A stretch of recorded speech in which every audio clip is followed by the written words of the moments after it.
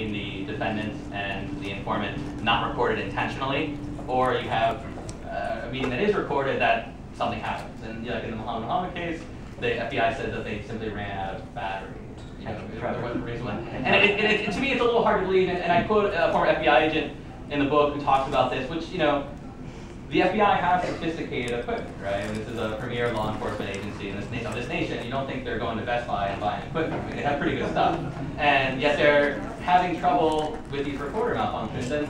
And it's almost every case. There was a case in Baltimore where the target of the sting operation is about to back out, and the informant says, "Okay, we'll come over and we'll talk about it." And this is an important meeting, right? The guy's about to back out, and there's a recorder malfunction. And it hasn't so far worked in coloring the jury against the government. Like in the Newberg case, that this became an issue because there were 4 months of recordings that weren't made. There was a meeting where the informant offered them money that the FBI chose not to record, and the defense in that case tried to make an issue of it. And they basically had the informant on the stand, and they said, the government wants, you're a liar, right? And he basically said, yeah, I'm a liar, because they proved that he lied about all these things. And he says, now you want all these jurors to believe what you say happened because there's no recording to show exactly what happened. And he says, yes, that's exactly what I'm saying. Which is ridiculous, right? I mean, obviously the government has an incentive in seeing someone like Muhammad prosecuted, and because there's no recording of it,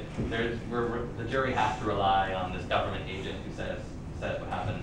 I think what works against it in a lot of these cases is that while there's a lot of recorder malfunctions, because of the high rate of conviction in the federal system, not a lot of these cases go to trial, and so you don't have the scrutiny in court of these recorder malfunctions that you do. But I mean, I think an average person can look at this and say this is pretty suspicious that the most important meetings in an undercover sting operation, somehow there's a recorder malfunction.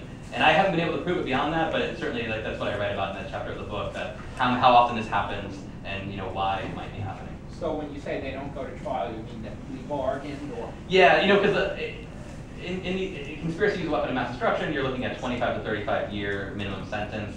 You take a plea for 12. A lot of these men are in their early 20s. It's with the record of conviction in the federal system in general, over 90%, in terrorism cases even higher. It's pretty stiff. So a lot of these guys ultimately choose to take a plea. Hey Trevor, when you repeat your questions, oh, sure.